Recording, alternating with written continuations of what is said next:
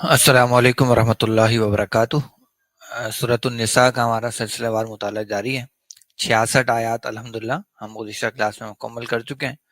आज आयत नंबर 67 से शुरू करते हैं। औज़ु बिल्लाहि मिनश शैतानिर रजीम, बिस्मिल्लाहिर रहमानिर रहीम।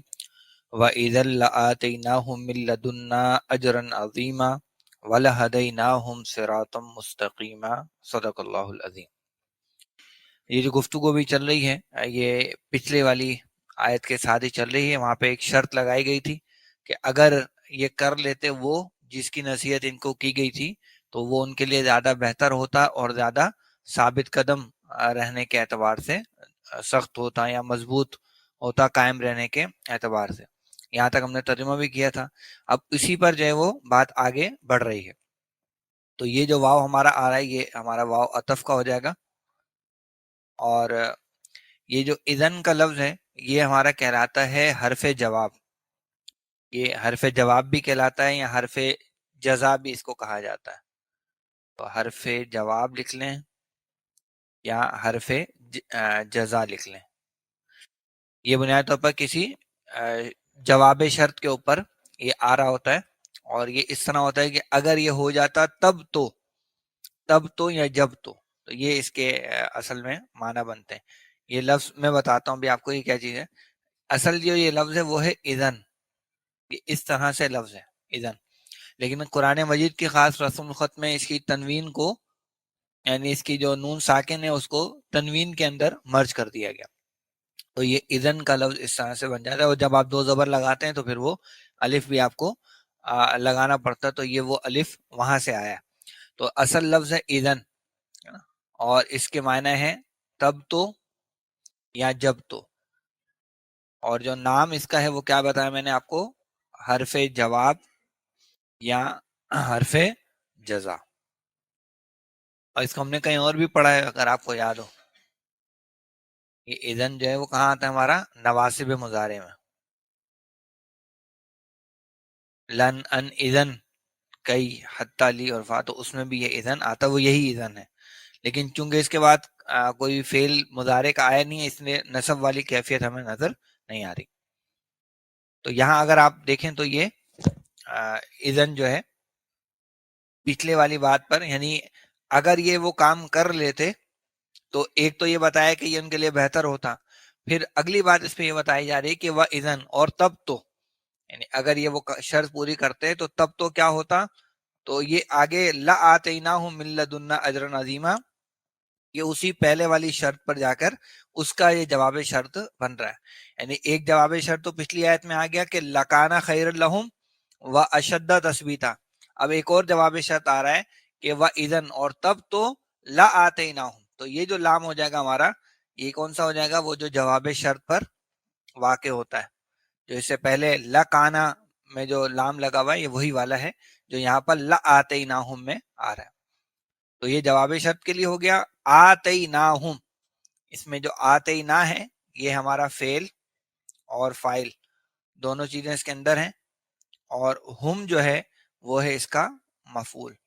और आतैना जो है ये हम पहले भी पढ़ चुके हैं, कई मरतबा इसके मायना वगैरह देख चुके हैं। दो मफूल इसके आते हैं, किसको देना और क्या देना। तो एक मफूल तो आ गया उनको देंगे ना, उनको देंगे। और दूसरा मफूल क्या है जी, अजरन अजीमन। अजरन अजीमन और अजरन अजीमन जो है वो किसकी तरफ से होगा, वो मिल्लदुन्ना होगा। यानी उसकी उसकी मजीद एक सिफत एक तरह से आ जाएगी। यानी असल जो शय मिलेगी वो तो है अजर। और अजर कैसा होगा, एक तो उसकी सिफत आ गई कि वो अजीम होगा और दूसरी उसकी सिफत यह है कि वो मिल्लदुन्ना होगा यानी हमारी जानिब से होगा। तो आप इस पूरे को चाहे तो मफूल सानी करार दे सकते हैं दूसरा मफूल, या चाहे तो सिर्फ अजरन का जो लफ्ज है उसको आप मफूल सानी कहें। बाकी अजीम और मिल्लदुन्ना दोनों को उसकी सिफात करार दें। दोनों तरीकों से हम ये काम कर सकते हैं। इसमें हमारा जो मिन है वो हरफ जार है। लदुन्ना का लफ्ज हम इससे पहले देख चुके हैं तफसीली, इस पर हमने कलाम किया था। अगर आपको याद हो मैं दिखाता हूँ आपको, आप वो नोट कर लीजिएगा, तफसील उस वीडियो में आपको मिल जाएगी।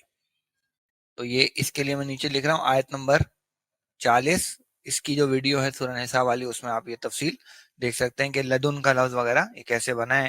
لام دال نون اس کا بنیادی مادہ ہوتا ہے. وہ ساری تفصیلات پھر وہاں آپ دیکھ سکتے ہیں. تو لدن بیسیکلی ہمارا ظرف ہوتا ہے, یہ ظرف کے طور پر استعمال ہوتا ہے. اور اندا اور لدن میں ایک فرق ہوتا ہے, وہ بھی میں نے آپ کو اس کلاس میں بتایا تھا کہ اندا کے معنی یہ ضروری نہیں کہ وہ چیز اس وقت بھی آپ کے پاس ہو, لیکن جب آپ لدن کہتے ہیں تو اس وقت بھی وہ چیز آپ کے پاس ہونا ضروری. یعنی میں اگر کہوں کہ ان دی کتابن, میرے پاس ایک کتاب ہے, تو اس کا مطلب یہ نہیں کہ میں جیب میں لے کے پھر رہا ہوں, وہ گھر پہ میرے پاس ہو سکتے. لیکن اگر میں کہوں لدیہ کتابن, تو پھر اس کا مطلب ہے کہ وہ کتاب اس وقت میرے پاس ہے, میرے ہاتھ میں وہ کتاب ہے, یا میرے دسترس میں وہ کتاب موجود. تو یہ فرق بھی ہم نے سمجھا تھا, تو تفصیل آپ وہاں پہ دیکھ سکتے ہیں. تو یہ اصل میں ہے لدن اور اس کے ساتھ ہے نا. تو لدن مضاف ہو جائے گا اور نا کی ضمیر جو ہے وہ مضاف الیہ ہو جائے گی. اس طرح سے ہو جائے گا لدن اور نا. اور یہ ظرف کے معنی میں, اور یہ من کی وجہ سے, لیکن چونکہ یہ لدن کا لفظ ہے وہ مبنی ہے, اس لیے وہ ایسے ہی رہے گا, من سے کچھ تبدیل نہیں کرے گا. تو یہ ہمارا ہو جائے گا مجرور, اور اس مجرور میں لدن مضاف ہے اور نا مضاف الیہ ہے.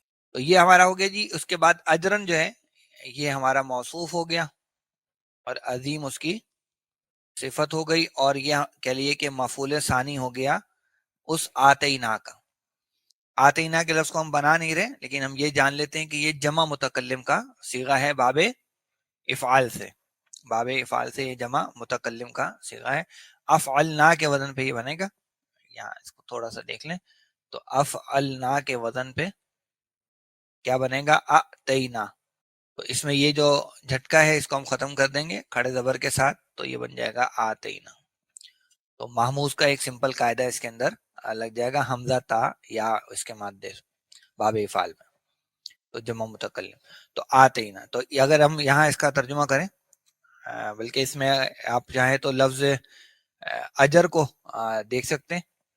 اجر کے لفظ کو تھوڑا سا دیکھ لیتے ہیں, یہ پہلی دفعہ اس طرح سے ہمارے پاس, ویسے پہلے بھی گزر چکا ہے جی. کیا مادہ ہوگا اجر کا, اجرن, حمزہ جیم را, یہ بطور فعل باب نصرہ سے آتا ہے, اور اجرن اس کا مصدر بنتا ہے. اس کے معنی ہوتے ہیں کسی کی مزدوری کرنا, جیسے سورہ قصص میں آئے نا, الا ان تأجرنی ثمانیہ حجج, کہ اگر تم مزدوری کرو میرے لیے 8 سال تک. تو وہاں پہ یہ کسی کی مزدوری کرنے کے معنی میں بطور فعل استعمال ہوا ہے. البتہ اس سے ہمارے پاس لفظ بنتا ہے اجرن, جس کی جو جمع ہے وہ اجورن استعمال ہوتی ہے. یہ اس میں ذات ہے اس کا, اور اس کے معنی ہوتے ہیں کسی کام کا بدلہ.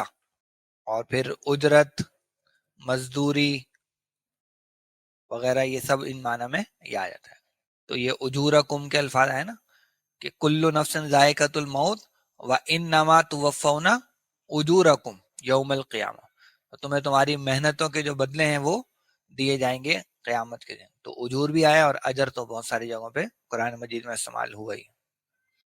اچھا یہ نوٹ کیجئے کہ یہ اجر کا لفظ ہے نا, یہ اچھے بدلے ہی کے لیے استعمال ہوتا ہے, جبکہ ایک اور اس کے مقابلے میں لفظ ہے جزا, جزاؤن. تو جزاؤن میں اچھا اور برا دونوں بدلے آ جاتے ہیں. یعنی جزاؤن کے معنی ہوتے ہیں صرف بدلہ, جبکہ اجر کے معنی ہوتے ہیں اچھا بدلہ. تو یہ بھی دونوں کے درمیان تھوڑا سا فرق سمجھ لیجئے. اسی لیے جو پورا کلمہ ہے نا, دعائیہ کلمہ, وہ صرف جزاک اللہ نہیں ہے, بلکہ وہ پورا ہونا چاہیے جزاک اللہ خیرن, کیونکہ جزاک اللہ میں منفی پہلو بھی لیا جا سکتا ہے, منفی پہلو بھی لیا جا سکتا ہے. یعنی آپ بد دعا کے طور پہ بھی اس کو استعمال کر سکتے ہیں, وہ کہ کیا نہیں جاتا معروف معنی میں, لیکن پورا کلمہ یہ بولنا چاہیے جزاک اللہ خیرن, کیونکہ جزا میں اچھا اور برا دونوں. اور قرآن مجید میں آیا بھی ہے, اہل جنت کے لیے بھی جزا کا لفظ آیا, اور اہل جہنم کے لیے بھی جزا کا لفظ استعمال ہوا ہے. تو اچھا بدلہ ہو یا برا ہو, دونوں کے لیے. لیکن اجر کا لفظ ہمیشہ اچھے بدلے کے معنی میں ہی استعمال ہوتا ہے. اچھا, اس میں جو اگلا عظیم کا لفظ ہے اس کو بھی دیکھ لیں. کیا ہے, عین و میم, یہ آتا ہے باب کروما سے, اور عظومتن جو ہے وہ اس کا مصدر بنتا ہے. بنیادی معنی ہوتے ہیں بڑا ہونا, اور اس سے پھر یہ عظیم کا جو لفظ ہے یہ کس وزن پر ہے, فعیل کے وزن پہ. یہ ہمارے بطور صفت استعمال ہوتا ہے, اور اس کے معنی ہوتے ہیں ہمیشہ اور ہر حال میں بڑا یا عظمت والا، جس کو اردو میں ہم آسانی سے سمجھ جاتے ہیں کہ کوئی شے عظیم ہو، بڑی ہو، اس معنی میں یہ پھر لفظ آتا ہے. تو یہ اجر کا لفظ عظیم دونوں ہم نے دیکھ لیا. آئیے اب اس کا ترجمہ کر لیتے ہیں یہاں پر. تو کیا ہوگا جی؟ وَإِذًا، اور تب تو، اور تب تو لَآتَيْنَاهُمْ، ہم دیتے، چونکہ یہ جواب شرط ہے نا تو ہم دیتے، اور تب تو یقیناً ہم دیتے ان کو کا طرف یہاں پہ کر لیتے ہیں ترجمہ. تو اور تب تو یقیناً ہم دیتے ان کو اپنے پاس سے شاندار بدلہ یا بڑا بدلہ، عظیم بدلہ. اور چاہیں تو ایک بھی اس کے ساتھ ہم لگا سکتے ہوں کہ نکرہ میں یہ استعمال ہوا ہے. البتہ آپ دیکھ رہے ہیں کہ نکرہ کی جو آپ دیکھیں تو سب کی سب جو آیتیں بھی چل رہی ہیں وہ سب کس پر ختم ہو رہی ہیں؟ نسب پہ. اگر ہم اس کو معرفہ لے کر آتے تو وہ ربط یہاں پر ٹوٹ جاتا. تو بعض دفعہ یہ بھی چیزیں ہوتی ہیں کہ آگے پیچھے جو ہے وہ چیزوں کو کر دیا جاتا ہے تاکہ اینڈنگ جو ہے وہ سب کی میچ کرنے. آپ دیکھیں نا پچھلی آیت ختم ہوئی تھی اشدہ تثبیتا، یہ ہو گئی اجرا عظیمہ. اس سے پیچھے کیا ہے؟ یسلم تسلیما، تواب الرحیمہ. تو یہ سب اس طریقے سے اینڈ ہو رہے ہیں. تو اس کے اندر ایک بہرحال ایک فلو ہے، ایک خوبصورتی ہے قرآن مجید کی تلاوت کے اندر جو آتی ہے. اچھا، ایک تو یہ ہو جاتا. اگر یہ بات کو مان لیتے تو کیا کرتے ہیں؟ ہم ان کو اپنے پاس سے شاندار بدلہ دیتے. اور کیا کرتے؟ واہ، یہ واو پھر عطف کا ہے، لام پھر وہی جواب شرط والا ہے. ہدیناہم، ہدینا یہ کون سا صیغہ ہوگا؟ یہ بھی جمع متکلم کا صیغہ ہے. تو ہدینا میں بھی فعل اور فاعل دونوں چیزیں موجود ہیں. اچھا، یہ ہدا کے لفظ کو بھی ہم دیکھیں گے، اس کے بھی دو مفعول آتے ہیں، کس کو ہدایت دینا اور کس چیز کی ہدایت دینا. تو اس کا پہلا مفعول ہے ہم، اور دوسرا مفعول ہے صراطا مستقیما، جس میں صراطن جو ہے وہ موصوف ہے اور مستقیما اس کی صفت ہے، اور یہ مفعول ثانی بن جائے گا اس ہدینا کے حوالے سے. تو ہدینا کے لفظ کو دیکھ لیتے ہیں مادہ وغیرہ، پھر اس کی یہاں پہ ترجمہ کر لیں گے. تو ہدینا، اور یہ بہت ساری جگہوں پر یہ مادہ استعمال ہوا ہے. سورہ فاتحہ کے اندر تو ہم پڑھتے ہی ہیں. تو کیا ہے جی؟ ہا دال یا یہ آتا ہے باب ضربہ سے، اور ہدا یہدی، اور اس کا مصدر بنتا ہے ہدن. تو اس کے کئی معنی ہوتے ہیں جی. ایک اس کے معنی ہوتے ہیں رہنمائی کرنا، جیسے آیا وَهَدَيْنَاهُ النَّجْدَيْنِ یا اِنَّا هَدَيْنَاهُ السَّبِيلَ، ہم نے اس کو دو رستے دکھا دیے یا ہم نے اس کو رستہ دکھا دیا، اما شاکرا و اما کفورا، وہ شکر گزار بنے یا نہ شکرا. تو ایک معنی رہنمائی کرنا. دوسرے اس کے معنی ہوتے ہیں راستہ سمجھا دینا، جیسے آیا تھا نا کہ ربنا لا تزغ قلوبنا بعد اذ ہدیتنا، یعنی اللہ ہمارے دلوں کو گمراہ نہ کر اس کے بعد کہ تو نے ہمیں رستہ سمجھا دیا ہے، تو نے ہمیں راہ دکھا دی ہے، تو اب ہمیں تو گمراہ نہ کر اس کے بعد. دو معنی ہو گئے. تیسرے جو اس کے معنی ہے وہ ہوتے ہیں راستے پر دل کھول دینا، اور آج یہ کہ بندے کو انشراح صدر جو ہے وہ حاصل ہو جائے. جیسے آیا نا کہ وَمَن يُؤْمِن بِاللَّهِ يَهْدِ قَلْبَهُ، تو جو اللہ پر ایمان رکھتا ہے اللہ اس کے دل کو ہدایت دے دیتا ہے. دل کو ہدایت کیا مراد ہے؟ کہ اللہ اس رستے پر اس کا دل کھول دیتا ہے، اسے اطمینان قلب کی نعمت پھر نصیب ہوتی ہے. تو یہ مختلف معنی میں استعمال ہوتا ہے.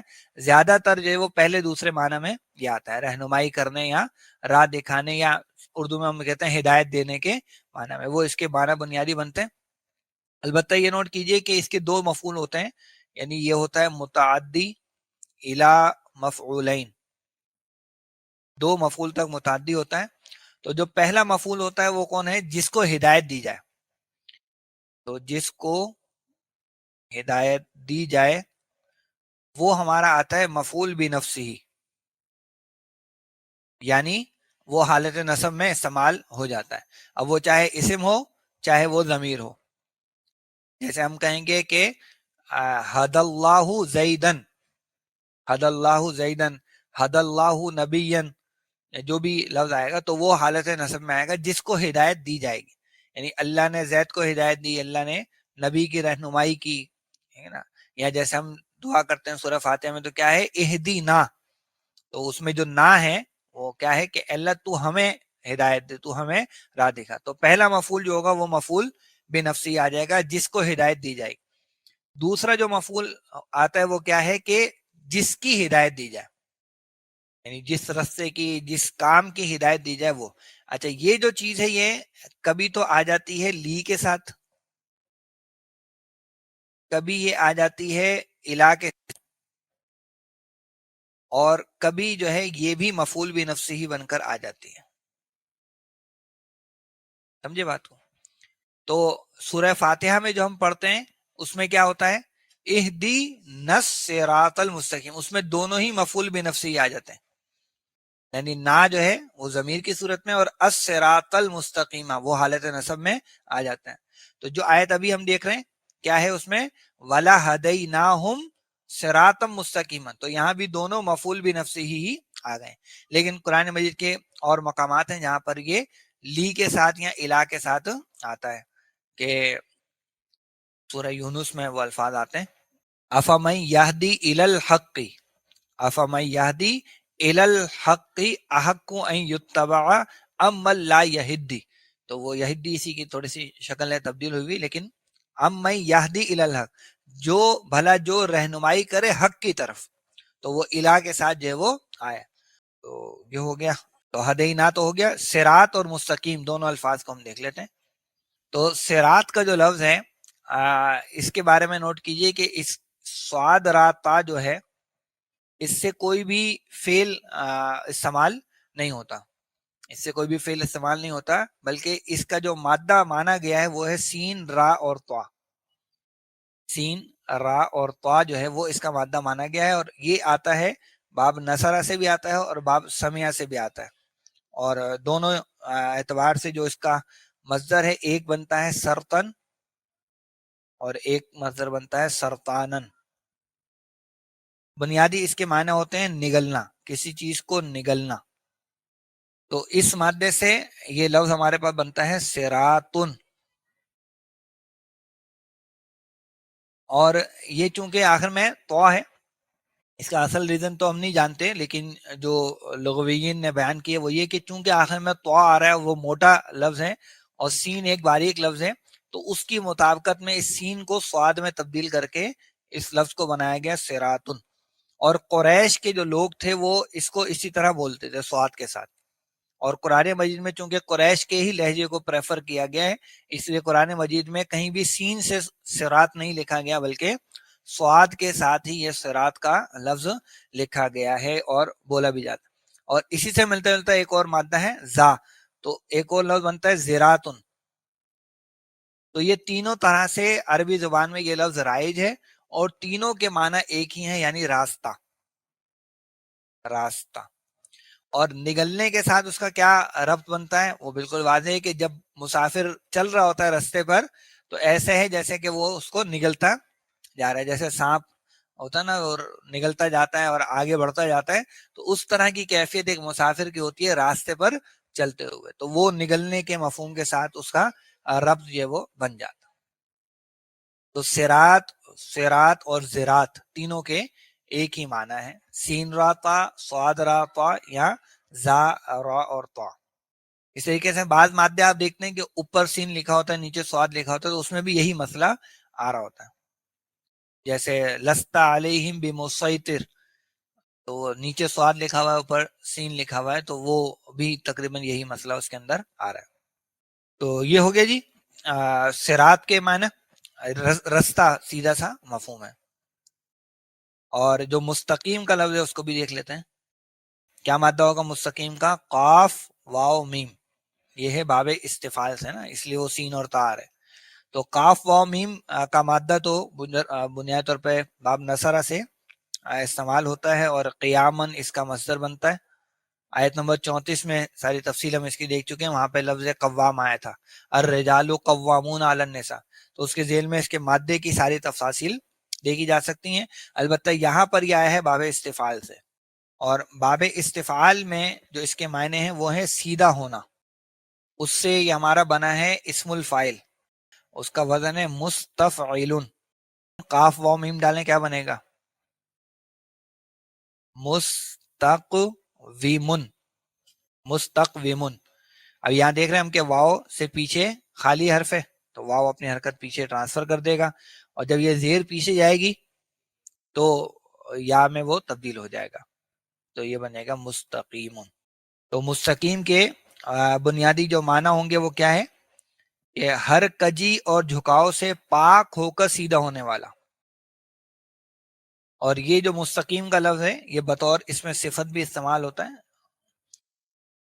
اور اس صورت میں پھر اس کے معنی ہوتے ہیں بالکل سیدھا یا تیر کی مانند سیدھا۔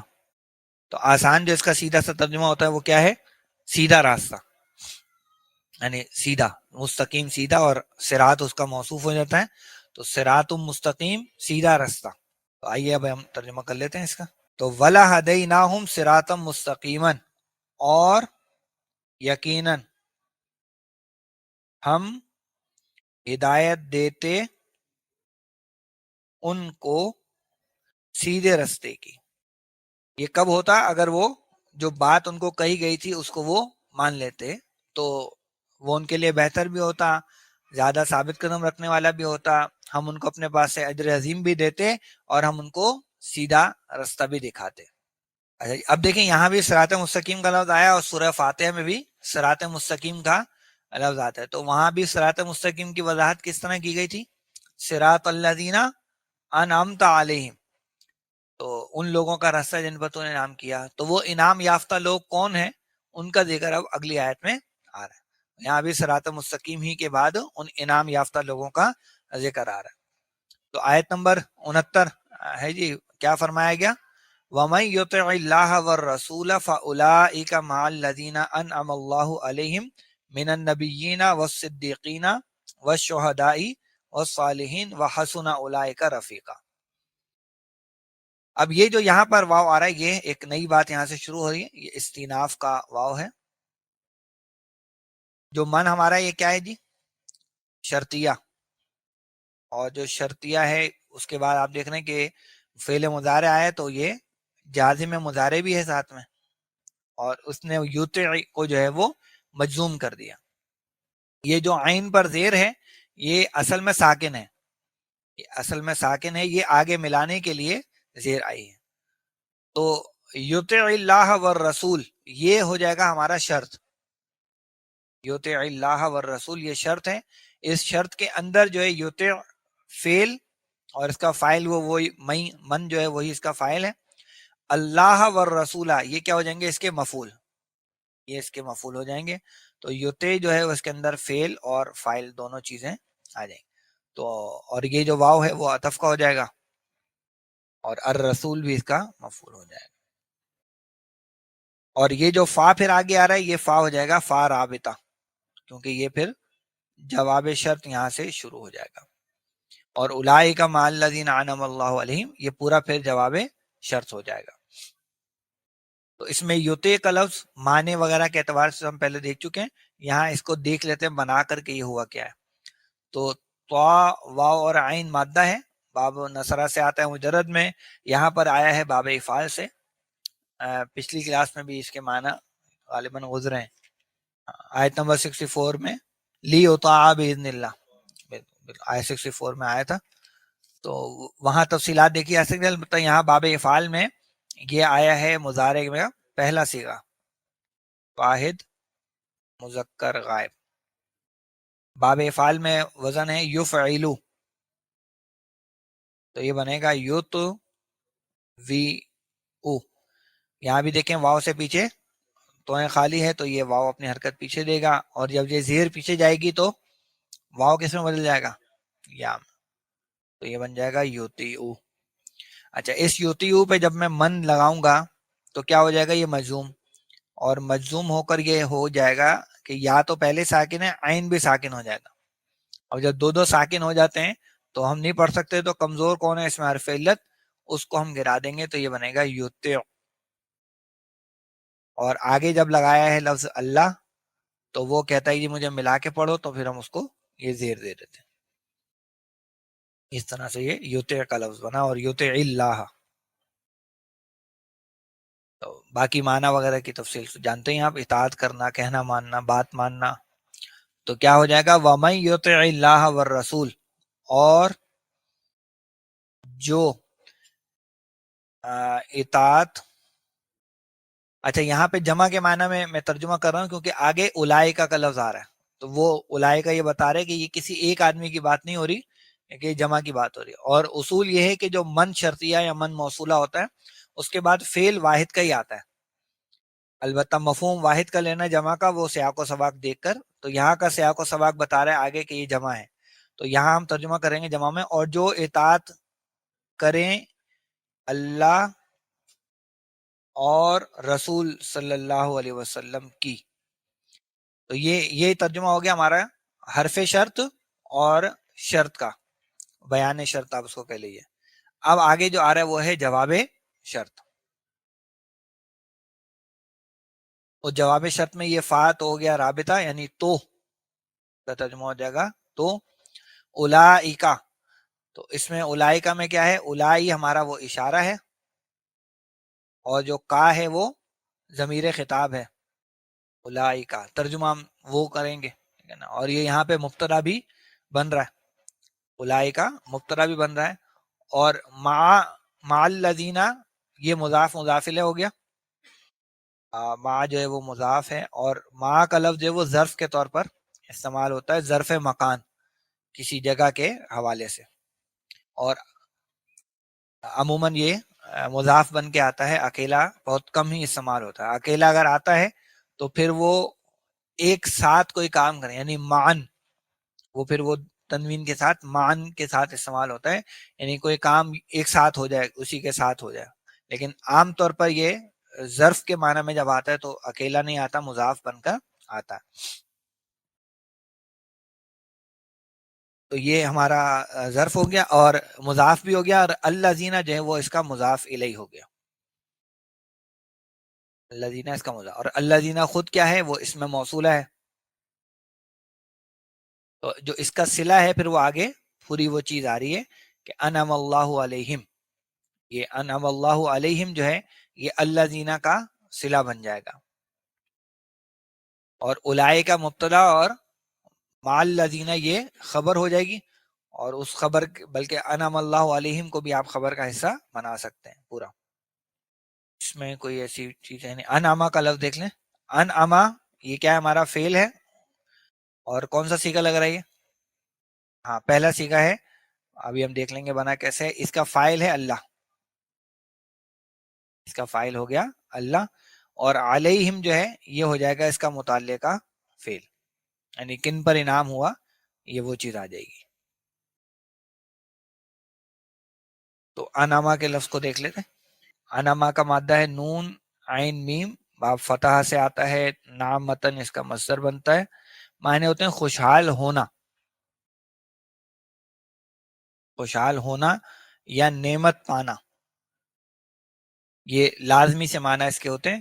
البتہ یہاں پر یہ باب افعال سے استعمال ہوا ہے، اور باب افعال میں یہ متعدی ہو جاتا ہے، یعنی خوشحال کرنا یا نعمت دینا. اور جن پر نعمت کی جاتی ہے وہ اللہ کے ساتھ پھر استعمال ہوتا ہے.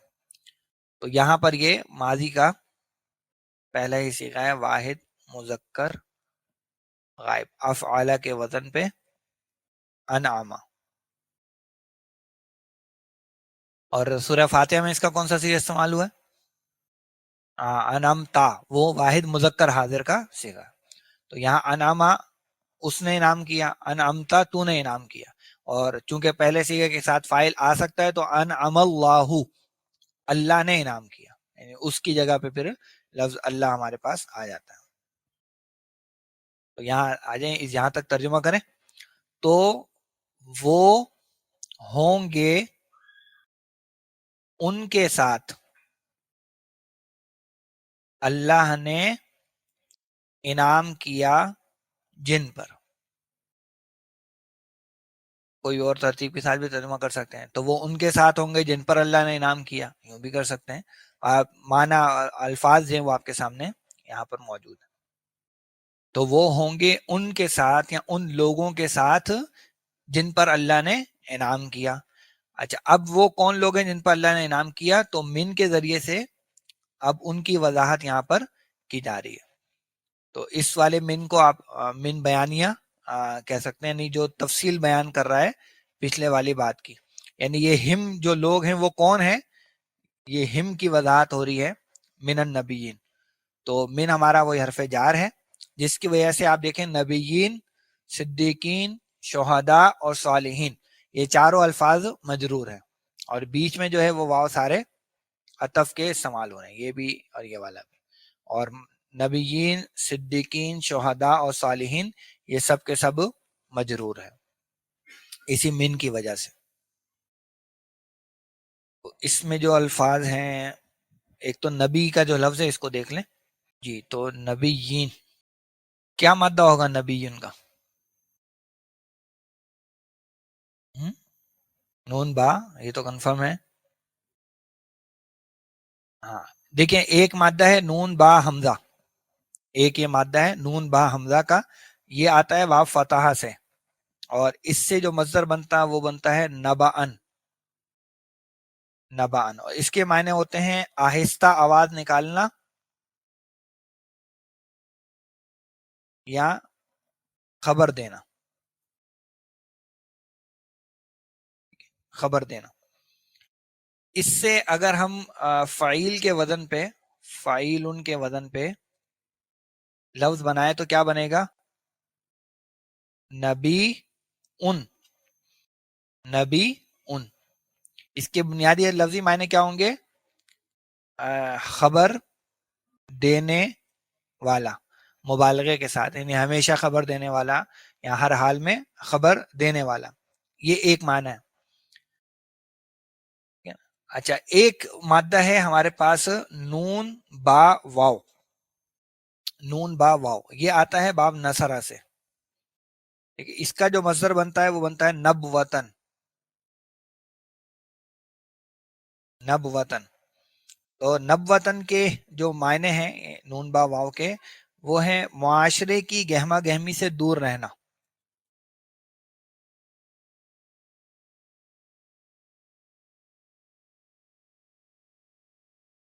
एक मायना यह है, या रस्म और रिवाज के मुताबिक ना होना।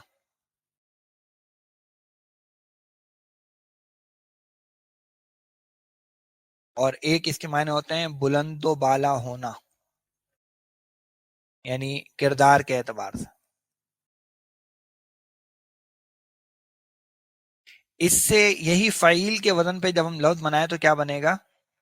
फ़ईल उनके वजन पे क्या बनेगा? नबी, नबी वुन, नबी वुन। अब यहाँ ये नोट कीजिए कि ये कायदा है कि वाव अगर किसी मादे में, किसी भी लफ्ज के अंदर वाव जो मादे का वाव है वो चौथे नंबर या उसके बाद अगर आएगा तो उसको हम बदल देते हैं या में। ये पुराना एक कायदा है तयशुदा। तो इस वाव को हम बदलेंगे या के अंदर। तो जब ये या में बदल लूंगा तो क्या बन जाएगा ये लफ्ज?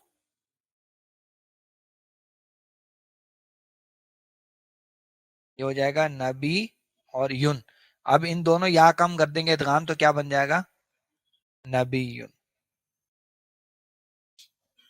तो एक लफ्ज है नबी उन और एक लफ्ज है नबी युन। कुरान मजीद में जो लफ्ज इस्तेमाल हुआ है वो ये वाला है ना। पैगंबरों के लिए जो लफ्ज इस्तेमाल हुआ वो ये वाला है। इसके माना क्या होंगे? इसके माना होंगे बुलंदो बाला,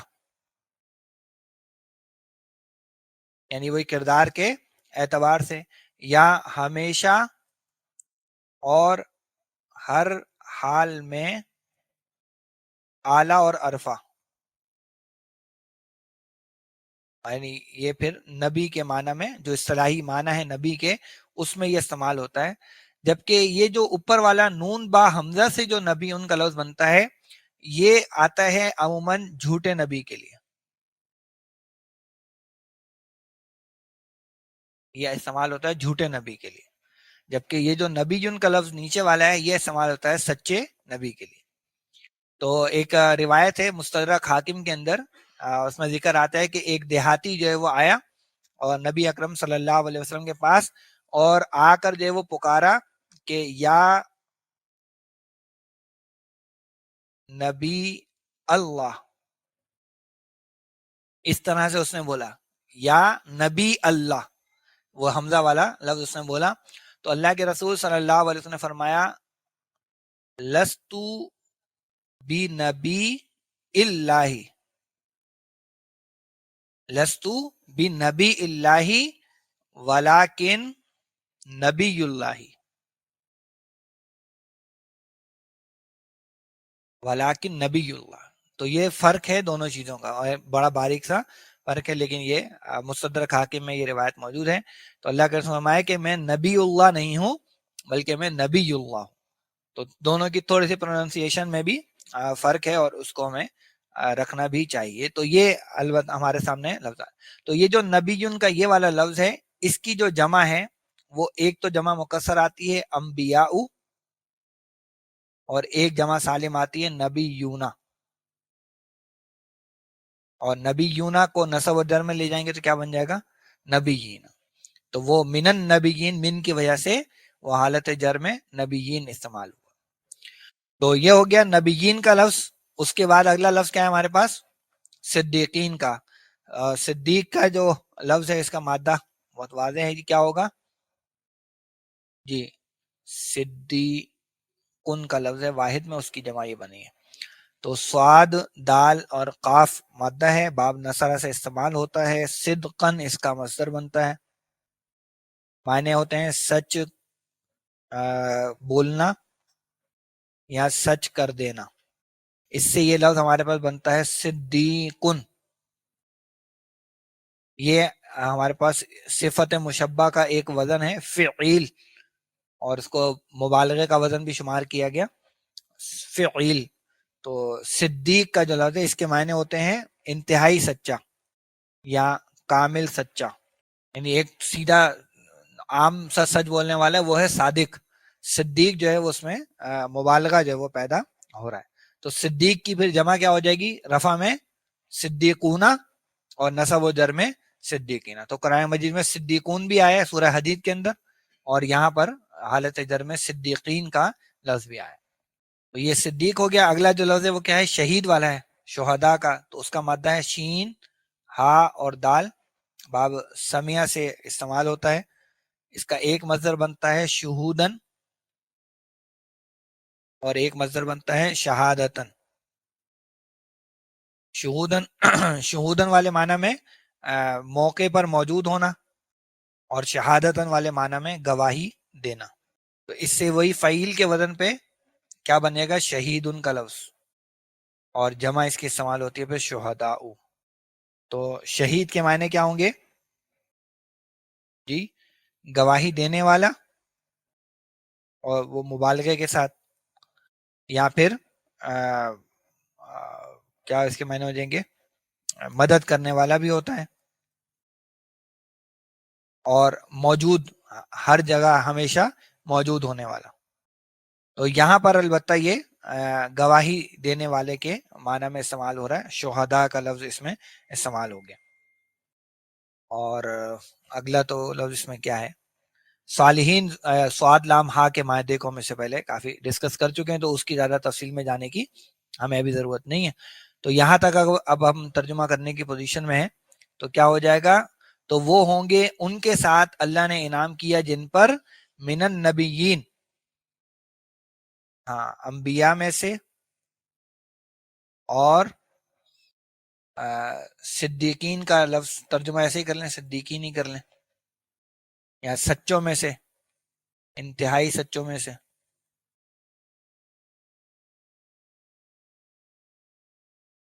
والشہداء، اور گواہی دینے والوں میں سے۔ والصالحین، اور نیک لوگوں میں سے۔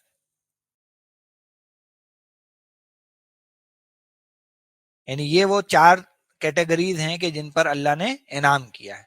उनमें आला तरीन दर्जे पर अंबिया हैं, उन अंबिया से निचले दर्जे में सिद्दीकीन और शुहदा हैं, और फिर सबसे निचले दर्जे में वो कौन है? सालिहीन। और यानी सालिहीन मिनिमम रिक्वायरमेंट है, सबसे कम दर्जा जो है जन्नत में जाने वालों का वो सालिहीन का दर्जा है। अब ये सालिहीन जो है अपने अपने तबीयत और मिजाज के एतबार से या तो सिद्दीकियत की तरफ आगे बढ़ सकते हैं या शोहदा की तरफ जो है वो बढ़ सकते हैं। अब यहाँ शोहदा जो है वो अल्लाह की राह में जान कुर्बान करने वाला भी है, वो भी शहीद है, और डंके की चोट पर दीन की गवाही देने वाला, उसका पैगाम लोगों तक पहुंचाने वाला, वो भी इस माना में शहीद है कि वो गवाही देने वाला। और सिद्दीक कौन है? कि जो अल्लाह के दीन की सदाकत को लोगों के सामने रखे, यानी उसका मिजाज जो वो तेज वाला ना हो, लेकिन दलाइल के साथ गौर व फिक्र के साथ जो है वो लोगों के सामने दीन की सच्चाई को वो रखे, या ये कि जब हक उसके सामने आता है तो वो उसकी सदाकत की गवाही देने वाला हो। तो दोनों पहलू इसके हो सकते हैं। और फिर जो नबूवत का दरवाजा है वो तो बंद हो चुका है, उसमें तो अब कोई भी नहीं जा सकता। अलबत्ता ये कि नबी जो थे वो कभी अल्लाह ताला सिद्दीक मिजाज वाले भेजता था, और कभी अल्लाह ताला वो जरा जोश और जज्बे वाले जो पैगंबर हैं वो। तो हमारे सामने मिसालें मौजूद हैं। मूसा अलैहिस्सलाम की मिसाल वो शहीद मिजाज पैगंबरों की है, और इब्राहिम अलैहिस्सलाम की मिसाल आपको सिद्दीक मिजाज पैगंबरों की मिल जाएगी। अलबत्ता बास पैगंबर वो बड़े जामे भी गुजरे, जैसे नबी अकरम सल्लल्लाहु अलैहि वसल्लम का मामला, दोनों पहलू जो है वो जमा हो जाते हैं उनकी शख्सियत के अंदर आकर, कि सदाकत का पहलू भी है और जोश और जज्बे का पहलू भी आपको उसमें नजर आएगा। तो ये हैं वो लोग जिनको कहा जाता है मुनअम अलैहिम। मुनअम अलैहिम यानी जिन पर इनाम किया गया, आसान तर्जुमा होगा इनाम याफ्ता बंदे, इनाम याफ्ता बंदे। तो वो चार दर्जों में, चार कैटेगरीज में वो लोग हैं। और इन लोगों के साथ कौन जाएगा? जो अल्लाह और रसूल की इताअत करे। आगे फरमाया वह हसुना उलाइका रफीकन। तो ये जो वाव है ये इस्तिनाफ का है, इसका पिछली बात से रब्त नहीं है, एक अमूमी बात है। हसुना ये हमारा फेल है, पहला ही सीगा है माजी का, फ़ाउला के वजन पर ये आया है। और इस हा सीन नून के मादे को हम आयत नंबर 62 में देख चुके हैं, एहसान के जेल में। इन अरदना इल्ला एहसानम व तौफीका के जो आते हैं, वहाँ हा सीन नून बाप करूमा से आता है, वहां पे इस मादे की तफसीलात मैंने बयान की हैं, आपको मुख्तसर बता देता हूँ। आयत नंबर 62 के अंदर इसके माना होते हैं पसंदीदा होना, एक माना होते हैं खूबसूरत होना, और फिर अच्छा या भला होना, ये सारे इसके माना होते हैं। तो यहाँ हसुना, और ये यहाँ पर लाजमी माना में आया क्योंकि बाप करूमा से। उलाई का कौन हो जाएंगे इसके? फाइल। और रफीकन, अब चूंकि फेल लाजिम है तो फेल लाजिम का मफूल तो नहीं आ सकता, लेकिन फेल लाजिम में तमीज आ सकती है। तो ये रफीकन जो है वो तमीज बनकर आ गया। जैसे हम सूरह सफ में पढ़ते हैं ना कि लिमा तकुलूना माला तफालून कबूरा मक्तन, कबूरा मक्तन। तो वहां पे भी जो मक्तन है वो मफूल नहीं है बल्कि वो तमीज है, यानी बड़ा है बेजारी के एतबार से। तो यहाँ क्या है? हसुना उलाई का रफीकन, अच्छे हैं वो लोग, हाँ, साथी होने के एतबार से। तो इसमें जो रफीक का लफ्ज है वो नया है, इसका मादा देख लेते हैं, बाकी चीजें तो पुरानी है। तो रफीकुन क्या मादा होगा? रा फा कौफ, बाब करूमा से ये आता है, और रफाकतन इसका मसदर बनता है। इसके बुनियादी माने होते हैं साथी होना, या फिर नरमी से पेश आना।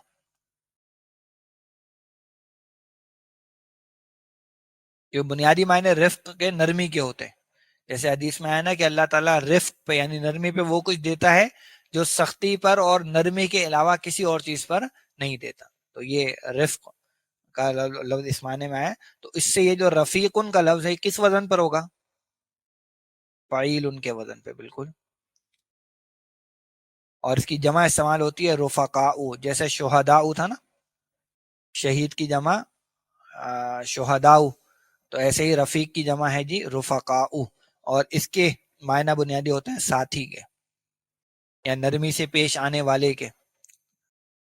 तो मुसलसल नरमी से पेश आने वाला, हमेशा नरमी से पेश आने वाला, ये सब इसके माना बन जाएंगे। तो वहां पर नसब में क्यों है, वहां नसब में तमीज होने की वजह से। तो क्या तर्जुमा होगा, वह हसुना उलाई का रफीका, और अच्छे हैं वो लोग साथी होने के एतबार से। असल में ये मामला, एक सहाबी जो थे ना, हजरत सौबान उनका नाम मिलता है, तो वो एक दिन बड़ी परेशानी की हालत में नबी अकरम सल्लल्लाहु अलैहि वसल्लम के पास तशरीफ लाए, गमगीन थे। अल्लाह के रसूल ने पूछा, भाई क्या बात है? तो कहा, अल्लाह के रसूल, मुझे तो ये चीज़ परेशान करती है कि जब आखिरत हो जाएगी और आप जन्नत में चले जाएंगे, और अल्लाह अगर हमें भी जन्नत में ले गया तो आपकी जन्नत तो पता नहीं कहाँ होगी, और हम तो पता नहीं कहाँ पर होंगे, तो आपका दीदार कैसे होगा? दुनिया में तो परेशानी को होती है, आपके पास आते हैं, दीदार करते हैं तो दिल मुतमईन हो जाता है, वहां क्या होगा? तो उस पर अल्लाह के रसूल सल्लल्लाहु अलैहि वसल्लम ने तो कोई जवाब नहीं दिया। उस मौके पर ये आयत मुबारका नाजिल हुई कि जो भी अल्लाह रसूल की इताअत करेगा तो उसका अंजाम इन लोगों के साथ होगा, अंबिया, सिद्दीकीन, शुहदा और सालिहीन के साथ। वह हसुना उलाइका रफीका, और क्या ही उम्दा होंगे ये साथी होने के एतबार से। तो ये कि अल्लाह ताला उनको फिर महरूम नहीं करेगा इन लोगों की माइयत से। तो कोई ना कोई वहां सेटअप अल्लाह ताला ऐसा बनाएगा कि इन लोगों की आपस की मुलाकात वहां पर होती रहे। ये अगली आयत है, ज़ालिकल फद्लु मिनल्लाह व कफ़ा बिल्लाहि अलीमा। आसान सी आयत है, इसमें कोई भी मुश्किल लफ्ज नहीं है। तो ज़ालिका क्या हो जाएगा, हमारा इशारा। इसमें असल में इशारा क्या है, ज़ा। ली क्या है, ये है बोध के लिए, यानी इशारा बईद को यही लाम जो है वो जाहिर करता है, तो इसको कहते हैं लाम बोध। और का जो है ये वो है ज़मीर खिताब, जो कि उलाइका में भी आई थी, यहाँ ज़ालिका। ये तब्दील हो सकती है, ज़ालिकुमा हो सकती है, ज़ालिकुम हो सकती है, लेकिन जा जो है वो इशारा है वाहिद के लिए, ये हमारे पास आ गया। तो सिंपल इसको भी हम पूरा इशारा कहते हैं। तो अल फजलू क्या हो जाएगा, ये मुशारुन इलैहि हो जाएगा, या इसको बदल भी कहा जाता है, यानी मुशारुन इलैहि को उस जा का बदल कहा जाता है। यानी वो क्या है, वो फजल, वो से किस चीज का इशारा किया जा रहा है, या वो से क्या चीज मुराद है, वो फजल मुराद है। और मिनल्लाह, ये इशारा मुशारा मिलकर मुफ्तदा हो जाएगा, और मिनल्लाह क्या हो जाएगी, खबर, जार मजरूर,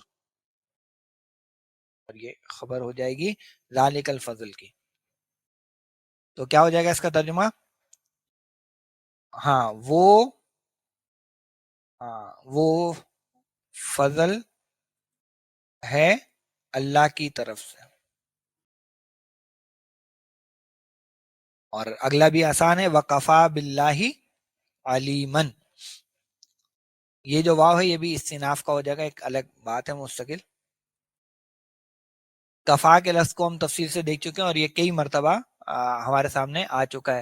यानी कफा भी जहन्नमा सईरा भी आया, कफा बिही इस्म मुबीना भी आया, कफा बिल्लाही नसीरन के अल्फाज भी गुजर चुके हैं।